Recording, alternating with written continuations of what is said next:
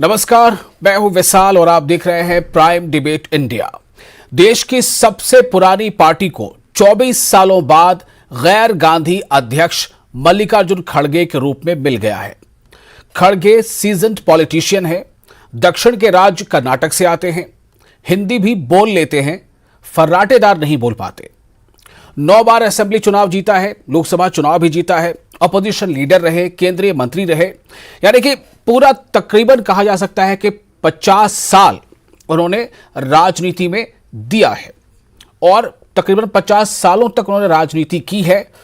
कद्दावर लीडर माने जाते हैं, लेकिन ऐसा नहीं है कि बहुत पहले से उनके नाम की कोई चर्चा हो रही थी पार्टी के अंदर अध्यक्ष पद के लिए। चर्चा जो हो रही थी वो तो आप सबको याद है किस तरह से अशोक गहलोत से ये नाम शुरू होता था, उसके बाद फिर कैसे दिग्विजय सिंह का नाम आया, फिर कुछ और नाम चर्चा में आए, फिर होते होते अचानक खड़गे का नाम आया और फिर चुनाव हुआ। एक चीज है कि पार्टी के अंदर चुनाव हुआ और चुनाव के बाद ये नतीजे आए। जो एक इन्हें चैलेंज था वो था शशि थरूर से। शशि थरूर को भी तकरीबन 11% वोट मिले हैं और शशि थरूर जाहिर है कि वो नहीं जीत पाए, खड़गे जीत गए। लेकिन सबसे बड़ा सवाल यह है कि 24 सालों के बाद कांग्रेस पार्टी को गांधी नेहरू जो फैमिली है उससे अलग एक अध्यक्ष मिला है, लेकिन इन पर जो सवालात हैं, जो प्रश्न इनके बारे में उठाए जा रहे हैं, वो शायद इनका पीछा इतनी जल्दी छोड़ने वाले नहीं हैं। क्या है वो सवाल और क्या है वो चुनौतियां जिनका सामना खड़गे को करना है, और शायद इसीलिए कहा जा रहा है कि मल्लिकार्जुन खड़गे के लिए राष्ट्रीय अध्यक्ष पद यानी INC भारतीय राष्ट्रीय कांग्रेस का राष्ट्रीय अध्यक्ष का पद कोई कांटों भरा ताज जो है उससे कम नहीं है। क्यों? कई सवाल ढूंढेंगे, इसके जवाब बने रहे हमारे साथ।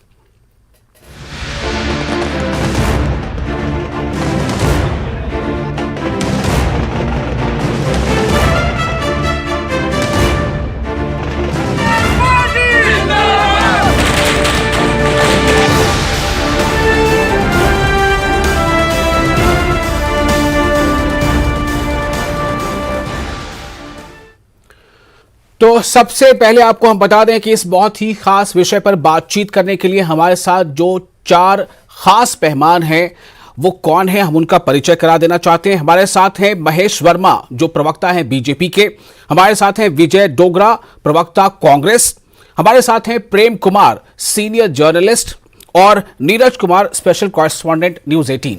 आप तमाम लोगों का बहुत बहुत स्वागत है। सबसे पहला सवाल मैं आप लोगों से करूं, चूंकि हमारे साथ 4 मेहमान जुड़ चुके हैं, उससे पहले मैं ये चाहूंगा कि खड़गे ने जीत के बाद, यानी मल्लिकार्जुन खड़गे जी ने जीत के बाद क्या कहा और किस तरह से उनके बारे में जो विरोधी पार्टी है वो क्या कहती है, जरा सुनते हैं। बहुत छोटा सा एक बयान है जी। आज देश में सबसे बड़ी समस्या कमरतोड़ महंगाई यानी इन्फ्लेशन, भयंकर बेरोजगारी अनएम्प्लॉयमेंट, अमीर गरीब के बीच की खाई बढ़ते जा रही है। दिल्ली की सत्ता पर बैठे हुए हुक्मरान सरकार बातें तो बहुत करते हैं पर काम कुछ नहीं होता, और असलियत में उनके चरित्र को 4 शब्दों में अगर मैं बताऊं कि ये है खोखला चना बाजे घना। हम सबको मिलकर कार्यकर्ता के तौर पर काम करना है। हमें देश के संविधान पर हो रहे हमले और देश की डेमोक्रेसी को खत्म करने की कॉन्स्पिरेसी से मिलकर लड़ना है। मुझे विश्वास है कि जैसे आपने मुझ पर भरोसा जताया है और गरीब परिवार में जन्मे एक सामान्य व्यक्ति को, एक सामान्य कार्यकर्ता को कांग्रेस का अध्यक्ष बनाया है, मैं आपके भरोसे पर खरा उतरने की पूरी कोशिश करूंगा। अभी जो चुनाव हो रहे हैं गुजरात के और हिमाचल में, वहां बीजेपी फिर आनी है। राजस्थान का और छत्तीसगढ़, 2 जगह इनकी हुकूमत है, दोनों जगह कांग्रेस मुक्त हुकूमत हो जाएगी। तो ये तमगा अपने ऊपर कांग्रेस नेतृत्व लेना नहीं चाहता था, इसलिए खड़गे साहब को सामने कर दिया है। अध्यक्ष कोई भी हो जाए, मर्जी तो नेहरू गांधी परिवार की ही चलेगी।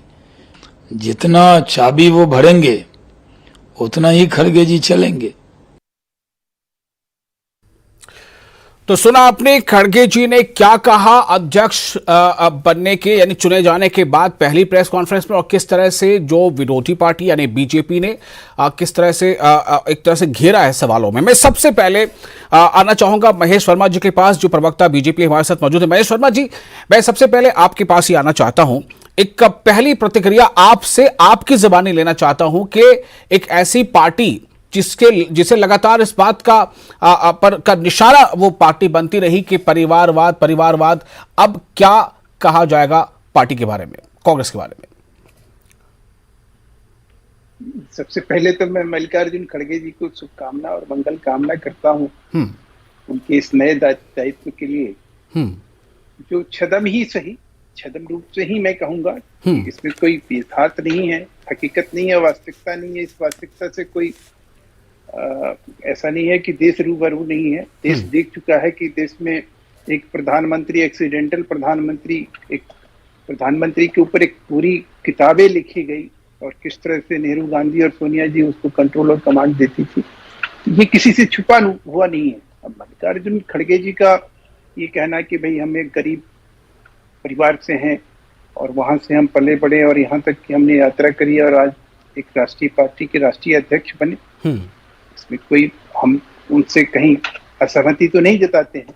लेकिन इस बात के लिए जरूर मैं कहूंगा कि गरीब परिवार से जन्मे हुए व्यक्ति को या यहाँ तक की यात्रा करने में जिस तरह से उन्होंने अपने राजनीतिक जीवन की एक सारी अपनी पूरी निष्ठा और प्रतिष्ठा और समर्पण के साथ जिस तरह से कांग्रेस की सेवा करी, उसके लिए कांग्रेस को एक बलि का बकरा नहीं ढूंढना चाहिए था। इन्होंने एक बलि का बकरा के तौर पे मल्लिकार्जुन खड़गे जी का एक इस्तेमाल करेंगे और कुछ तो लगता नहीं है। अगर मल्लिकार्जुन खड़गे जी को इन्होंने लोकसभा में प्रतिपक्ष का नेता बनाया और वहां भी उनकी भूमिका जो है राज्यसभा में, और वहां जिस तरह से उसको लेकर एक सेक्शन फ्रैक्शन स्टार्ट हुआ G3 G20 और उसके बाद कांग्रेस में जिस तरह से टूट की प्रक्रिया शुरू हुई, वो सबके सामने है, सर्वविदित है। उसके बारे में तो पहली प्रतिक्रिया आपकी है। मुझे लगता है कि मैं एक बार आपके पास आना चाहूंगा कि जो आपने प्रोवर्ब या मुहावरा यूज किया, अगर आप वापस लेना चाहें या उस पर कुछ खेद जताना चाहें तो मैं आपको एक मौका देना चाहता हूं, क्योंकि अब वो इलेक्टेड पार्टी के एक इलेक्टेड जो है वो प्रेसिडेंट है। लेकिन अगर आपको लगता है कि आपने ठीक कहा है तो मैं वो आपके ऊपर छोड़ता हूं। महेश वर्मा जी। नहीं, कोई बात नहीं। अगर ऐसा लगता है कि मेरे शब्दों से कोई आहत होगा तो मैं उसके लिए ठीक है। विजय डोगरा साहब, आपके पास आना चाहता हूं, कांग्रेस के प्रवक्ता। विजय डोगरा साहब, आपने सुन लिया, आपकी पार्टी का नया राष्ट्रीय अध्यक्ष चुन लिया गया है और विरोधी पार्टियां उसके बारे में राय क्या रखती है आपने सुना, आपको इस पर अपनी प्रतिक्रिया देनी है। जी, मुझे सबसे पहले तो आपका बहुत बहुत धन्यवाद इस प्राइम टाइम न्यूज 18 में। मुझे एक बात ये करनी है कि आज इस देश को ये जो सबसे बड़ी पार्टी है कांग्रेस पार्टी, और जिसका 137 साल का पुराना इतिहास है, और एक दलित व्यक्ति को जहां कांग्रेस पार्टी ने अध्यक्ष पद के रूप में चुना है, तो एक ऐतिहासिक कदम है। आज भारतीय जनता पार्टी क्या सोचती है क्या नहीं सोचती है, उससे कांग्रेस पार्टी को कोई लेना देना नहीं। लेकिन कांग्रेस पार्टी लोकतंत्र में विश्वास रखती है और कांग्रेस ने ये दिखा दिया कि लोकतंत्र की परिभाषा क्या होती है। आज एक दलित परिवार के व्यक्ति, जिस व्यक्ति का बहुत बड़ा अनुभव है कर्नाटक के अंदर, जो व्यक्ति 7-8 बार एमएलए रहा हो, वहां पे मंत्री रहा हो, केंद्र में रेल मंत्री रहा हो और विपक्ष का नेता हो, उस जैसा परिपक्व और समझदार व्यक्ति अगर आज कांग्रेस ने एक कैंडिडेट के रूप में दिया था और आज अध्यक्ष के रूप में चुने गए हैं, ये बहुत बड़ा ऐतिहासिक फैसला है।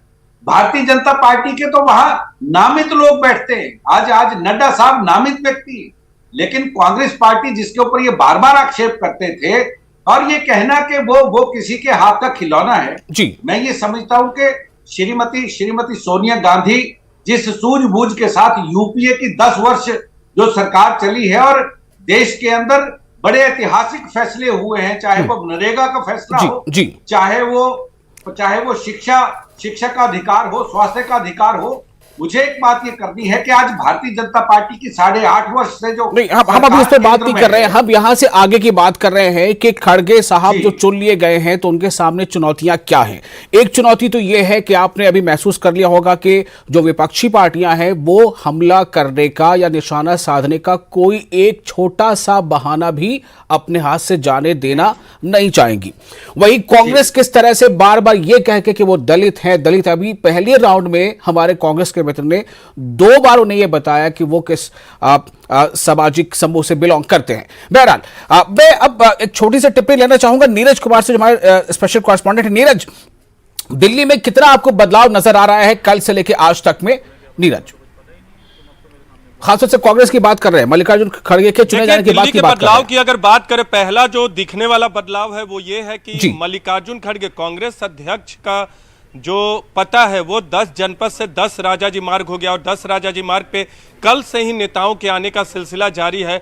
हजारों संख्या में नेताओं और कार्यकर्ताओं ने अब तक मल्लिकार्जुन खड़गे को बधाई देने के मकसद से उनसे मुलाकात की है। लेकिन जहां तक बात आपने थोड़ी देर पहले की कि क्या रबर स्टैंप होंगे, क्या मल्लिकार्जुन खड़गे के लिए चुनौतियां होंगी, देखिए जो सबसे बड़ी चुनौती होगी मल्लिकार्जुन खड़गे के लिए, आप संगठन के स्तर पे बदलाव करते रहिए, उसके लिए आपके पास पर्याप्त वक्त है, लेकिन सबसे बड़ी चुनौती आपको चुनाव में जीत दिलाना है। हिमाचल प्रदेश और गुजरात का चुनाव है, अगर एक भी स्टेट, खासकर हिमाचल प्रदेश में अगर आपकी पार्टी सत्ता में काबिज होने में कामयाब होती है तो एक बड़ी जीत मानी जाएगी। आने वाले वक्त में कर्नाटक का चुनाव है जो कि गृह राज्य है मल्लिकार्जुन खड़गे का, और उसके बाद छत्तीसगढ़, राजस्थान, मध्य प्रदेश के चुनाव है और फिर लोकसभा चुनाव है। तो चुनाव में अगर जीत दिलाते हैं तो आपकी सबसे बड़ी सफलता मानी जाएगी, यही आपकी सबसे बड़ी चुनौती है और यही आपकी सबसे बड़ी सफलता होगी। संगठन बदलने का काम, महासचिव और अलग अलग राज्यों के प्रभारी बदलने का काम चलता रहेगा। जो शिविर में हाल के वक्त में आपको याद होगा उदयपुर अधिवेशन में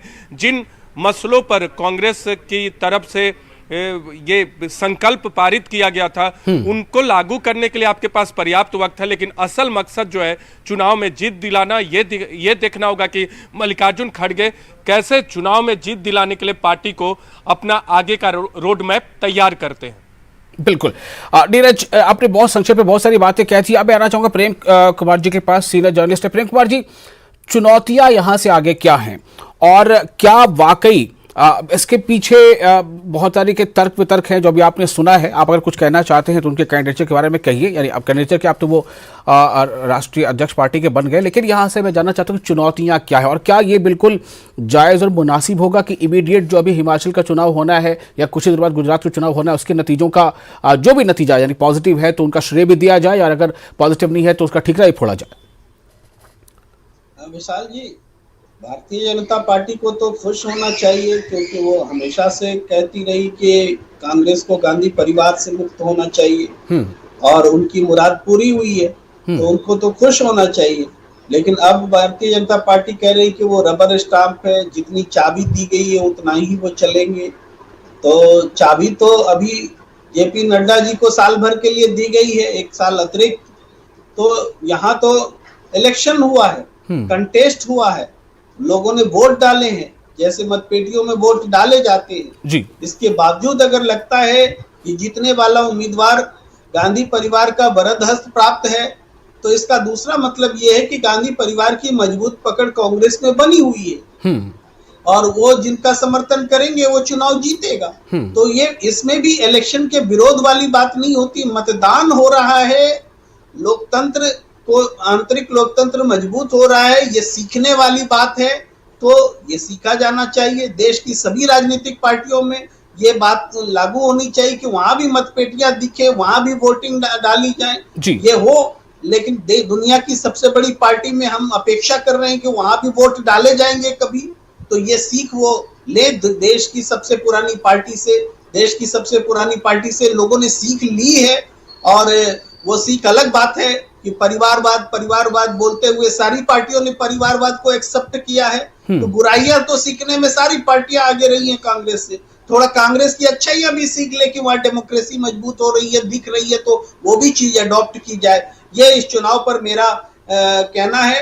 मल्लिकार्जुन खड़गे एक वरिष्ठ व्यक्ति हैं, लंबे समय से राजनीति में रहे हैं, कांग्रेस की वॉइस रहे हैं, थिंक टैंक रहे हैं, इसलिए उनके एंड से कांग्रेस की सोच से अलग कोई तस्वीर तो देखने को नहीं मिलेगी। हाँ, संगठनात्मक रूप से जो उनका अनुभव है वो निश्चित रूप से राहुल गांधी जी से बड़ा अनुभव है। राहुल गांधी जी के पास में संगठनात्मक अनुभव नहीं था, और बलि का बकरा वाली बात है तो राहुल गांधी बलि का बकरा बने। चुनाव हारने के बाद उन्होंने इस्तीफा दिया, और इससे पहले भी गांधी परिवार का व्यक्ति सत्ता में कांग्रेस के आने के बावजूद वो प्रधानमंत्री की कुर्सी तक नहीं पहुंचा, तो गांधी परिवार भी बलि का बकरा बना। तो ये सारी चीजें हैं। बलि का बकरा पर जब बात आएगी तो बहुत तरह की उनसे बातें होंगी। तो ये स्थिति है मल्लिकार्जुन खड़गे और राहुल गांधी का कॉम्बिनेशन। लेकिन एक सवाल जो प्रेम जी मैं फिर से आपसे करना चाहूंगा कि जो उसको कई उसके उपनाम हो सकते हैं, रिमोट कंट्रोल हो सकता है, उपनाम प्रॉक्सी दिया जा रहा है नाम, कुछ लोग इसे अब जैसे बता रहे हैं कि अभी ये रिमोट से गाइडेड है या मतलब, लेकिन सबसे अहम सवाल है कि ये जो चार्ज है कि क्या उनके अपने अधिकार में सारे फैसले लेने का पावर होगा, इससे छुटकारा पाना खड़गे जी के लिए कितना बड़ा एक अपने आप में एक ये प्रश्न है कि कब उन्हें इससे छुटकारा मिल सकता है कि वो रिमोट से कंट्रोल नहीं हो रहे हैं, या अगर हो भी रहे हैं तो क्या ये मतलब एकदम बहुत ही गलत है राजनीति में? देखिए, ये इसमें सबसे बड़ी बात है कि क्या मल्लिकार्जुन खड़गे जी खुद ही रिमोट से कंट्रोल होना नहीं चाहते हैं? क्या कांग्रेस पार्टी संगठनात्मक रूप में क्या परिवर्तन चाहती है? लोकतांत्रिक रूप से चुने हुए व्यक्ति कांग्रेस के प्रति प्रतिबद्ध हैं। राहुल गांधी खुलकर बोल रहे हैं कि अब मेरी क्या भूमिका होगी वो खड़गे तय करेंगे। इससे ज्यादा और क्या घोषणा की जा सकती है? बिल्कुल। तो अटकलें लगा करके हम कैसे बोल सकते हैं कि रिमोट कंट्रोल से ही चलेगा तो हम देखेंगे, विश्लेषण करेंगे कि हाँ चल रहा है। महेश वर्मा जी, मैं वापस आपके पास आना चाहता हूं। क्या ये अब शायद आपकी पार्टी इसे उस तरह से ज्यादा मतलब अटैक नहीं कर पाएगी महेश वर्मा जी, जैसे बार बार ये कहा जाता रहा है कि परिवारवाद, क्या यहां पर इस मामले में थोड़ा सा बीजेपी को लगता है कि शायद उन्हें अपनी स्ट्रैटेजी इस मामले में बदलनी पड़ेगी? क्या ये अब एक ऐसी परिस्थिति बन गई है? वैसे नहीं, देखिए, कहीं नेतृत्व परिवर्तन से या कहीं राष्ट्रीय अध्यक्ष या उनको मल्लिकार्जुन खड़गे जी के बारे में ये प्रचारित कर देने से कि भाई गरीब और दलित परिवार से हैं, पार्टी का नीति और नियत और उसकी जो एक सिद्धांत है उसको चेंज नहीं किया जा सकता है। उसके ऊपर जो परिछाया है, जिस तरह के वो जिस साये में काम करना है मल्लिकार्जुन जी को, यह स्पष्ट है कि कांग्रेस की जो नीतिकरण, जो तुष्टीकरण की नीति है, जिस तरह से कांग्रेस के सत्ता में एक भूख की वजह से जिस तरह से दुष्प्रचार करने की उसकी प्रवृत्ति है, तो उसके ऊपर जब तक आप उस सोच के ऊपर जब तक विराम नहीं लगाएंगे तब तक कांग्रेस का उत्थान नहीं होगा, देश के लोगों का भी उत्थान नहीं होगा। एक प्रतिपक्ष के नेता के नाते उनको सर्वप्रथम तो यही चीज पहले ये तय करे कि ये लोग तो अभी बहुत बड़े जोरदार ढंग से प्रचारित करते रहे कि एक व्यक्ति और एक पद का सिद्धांत पार्टी में लागू हो चुका है। अब ये क्या होगा? वो प्रतिपक्ष के नेता रहेंगे, राज्यसभा में नहीं रहेंगे, राष्ट्रीय अध्यक्ष भी रहेंगे, तो बहुत सारी ऐसी चीजें हैं जो इनके यहाँ जो है वो कोई नीति सिद्धांत से नहीं चलाई जाती है जैसे भाजपा में चलाई जाती है। भाजपा में आप बर्बस्ट जो भाजपा का 50 साल के इतिहास को आप उठा के देखेंगे तो जो चीज तय होती है, जो एक नीति और जो एक सिद्धांत जो है प्रतिपादित किया जाता है, और सिद्धांत जी विजय डोगरा जी, नीति और सिद्धांत, या हम इसको थोड़ा सा अगर और इसका एक वर्ड दे तो हम आइडियोलॉजिकल डिफरेंसेस कह सकते हैं। क्या अजय डोगरा जी कहीं ना कहीं कांग्रेस ने हालिया महीनों या चुनाव के दरमियान जो अलग अलग तरह के प्रपंच किए, उससे क्या ऐसा मैसेज गया है कि कांग्रेस की नीति स्पष्ट नहीं नजर आ रही है? आप जिससे मुकाबला कर रहे हैं आप कभी उसी के जैसे दिखाई देने लगते हैं, आप जिससे मुकाबला कर रहे हैं आप कभी उसी की भाषा बोलने लगते हैं। क्या ये कहना है महेश वर्मा जी आपका? क्या इसका जवाब मैं लूं कांग्रेस के अपने पैनलिस्ट से? निश्चित रूप से मैं ये नहीं कहना चाह रहा हूं कि आप नकल कर रहे हैं लेकिन अकल नहीं है, लेकिन ये निश्चित रूप से कहूंगा कि जो आप विजय डोगरा जी आपको जवाब देना है। क्या आइडियोलॉजी को बिल्कुल सरे फहरिस्त ला करके क्लियर कट क्रिस्टल बना के लोगों के सामने रखना, क्या ये एक बड़ी चुनौती है मल्लिकार्जुन खड़गे के सामने? मैं एक बात ये कहना चाहता हूँ कि अभी जितनी बातें हमारी भारतीय जनता पार्टी के जो साथी हैं हमारे शर्मा कह रहे हैं, मुझे एक बात ये समझ नहीं आ रही कि हमारी चिंता क्यों करते। हम लोगों ने तो लोकतंत्र को, एक स्वस्थ लोकतंत्र की परिभाषा पूरे विश्व के लोगों ने देखी है कि हिंदुस्तान की सबसे बड़ी पुरानी पार्टी ने लोकतंत्र को कैसे जिंदा रखा। हमारी नीति भी साफ है, हमारी नीयत भी साफ है, और साफ तौर पे भी ये कहना चाहता हूं, ये जो आइडियोलॉजिकल बैलेंस है, आइडियोलॉजिकल बैलेंस बनाने के लिए जितना अनुभव खड़गे जी के पास है, और खड़गे जी ने जिस सूझबूझ के साथ इस स्वस्थ लोकतंत्र की एक खासियत आप ये देखें कि शशि थरूर जी ने चुनाव लड़ा और जिस दिन चुनाव जीता, खड़गे जी को सबसे पहले मुबारकबाद वो देने गए और उन्होंने कहा कि कांग्रेस के अंदर ये खासियत है कि कांग्रेस की जो विचारधारा है, कांग्रेस की विचारधारा सबको साथ लेके चलने वाली है। उन्होंने स्वस्थ लोकतंत्र के लिए देखिए बहुत बड़ा एक एग्जाम्पल सेट किया है। लेकिन आज मुझे एक बात ये समझ नहीं आ रही है कि भारतीय जनता पार्टी के जो आदरणीय अध्यक्ष हैं, राष्ट्रीय अध्यक्ष, वो कोई बात करने से पहले माननीय प्रधानमंत्री जी और अमित शाह जी क्यों आते हैं? अगर ये अपनी बात तो स्पष्ट करें। हमारी नियत और नीति हमारी साफ है और हम लोग साफ गोई के साथ, क्योंकि बार बार ये कहना कि रबड़ स्टंप है, ये जो इलेक्टेड प्रेसिडेंट हैं मल्लिकार्जुन, मुझे लगता है उस पर हम लोग काफी बात कर चुके, यहां से आगे बढ़ते हैं थोड़ा। और सवाल ये है कि अभी हिमाचल में चुनाव होने हैं, इस दौरान भी कई कांग्रेस के नेता पार्टी छोड़कर चले गए और काफी मतलब जो सीनियर भी थे, कुछ लोग जो 30-40 साल से जुड़े थे पार्टी से, वो भी छोड़कर चले गए। हालिया दिनों अब गुलाम नबी आजाद का नाम ले या दूसरे बड़े नेता चले गए। तो क्या ये एक बड़ी चुनौती नहीं है कि खड़गे के सामने कि किस तरह से भारत जोड़ो के साथ साथ कांग्रेस भी जोड़ो? खड़गे जी के आने के साथ एक चीज ये तय हो गई है कि खड़गे जी ने जिस तरह से जो आशीर्वाद और एक सहयोग और सौहार्द राहुल जी के साथ है, और राहुल जी ने एक बहुत बड़ी बात कही है कि अब मेरा क्या रोल होगा वो खड़गे जी तय करेंगे। ये दर्शाता है कि संगठन के इलेक्टेड प्रेसिडेंट के पास वही पावर्स हैं जो वो इस संगठन को और संजीदा बनाने के लिए, और जो रुष्ट साथी हैं हमारे, उनको मुख्य धारा में वापस लाने के लिए वो काम करेंगे। और जहां तक हिमाचल के चुनाव की बात है, हिमाचल में जो भारतीय जनता पार्टी कल तक ये कहती रही कि परिवारवाद है, आज इन्होंने कितने लोगों को ऐसे को टिकट दे दिया जिनके पिता राजनीति में है और आगे बेटे को टिकट दे दिया? या ये परिवारवाद नहीं है? मुझे एक बात ये समझ नहीं आती कि राजनीति में ये जो परिवारवाद की परिपाटी को लेके ये जो भारतीय जनता पार्टी के लोग आज आरोप लगाते हैं, उन सारे आरोपों को मैं खारिज करता हूं और ये कहता हूं कि कांग्रेस पार्टी ने उन लोगों को महत्व दिया है। चलिए इससे भी थोड़ा आगे बढ़ते हैं। परिवारवाद पे बात बहुत हो चुकी है, इस पे बहुत बात हो चुकी है। एक और सवाल यहाँ पर ये है, प्रेम जी आपके पास मैं आना चाहता हूँ। कुछ चीजें हैं जो बुनियादी तौर पे हैं, इसमें कोई दो राय नहीं है कि कांग्रेस का जो अब राष्ट्रीय अध्यक्ष है मल्लिकार्जुन खड़गे जी, उसके सामने बहुत तरह के चैलेंजेस हैं। एक चैलेंज तो ये जो हमने सिलसिलेवार बात कर ली कि एक है, दूसरा अहम कि क्या अभी हिमाचल और गुजरात के चुनाव के नतीजों से उन्हें जोड़कर देखा जाएगा? प्रेम जी छोटा सा जवाब चाहूंगा, फिर और भी दूसरे सवाल जी। बिल्कुल, देखिए गुजरात का चुनाव तो है कि अगर बीजेपी जीत जाती है तो कोई नई बात नहीं है, वो तो जीतती रही है और कांग्रेस हारती रही है। लेकिन हिमाचल का जो चुनाव है, जहां अल्टरनेटली पार्टियां आती रही है, इस चुनाव को जीतना कांग्रेस के लिए बहुत जरूरी है।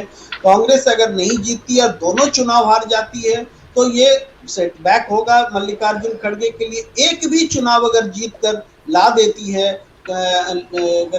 कांग्रेस मल्लिकार्जुन खड़गे के नेतृत्व में, तो ये उनके लिए बहुत बड़ी उपलब्धि होगी और आगे कर्नाटक के चुनाव में उनसे अपेक्षा बढ़ जाएगी। ठीक है, एक और अहम सवाल है यहाँ पे प्रेम जी, वो सवाल ये है कि भारतीय राष्ट्रीय कांग्रेस, लेकिन खड़गे जी के बारे में ये कहा जाता है कि एक तो उम्र उनकी 80 साल या उससे पार की हो गई है, दूसरी ये कि वो बहुत फर्राटेदार हिंदी नहीं बोल पाते हैं। क्या ये जरूरी है एक राष्ट्रीय अध्यक्ष के लिए या जरूरी नहीं है? किसका कितना असर पार्टी पर पड़ेगा, फायदा या नुकसान?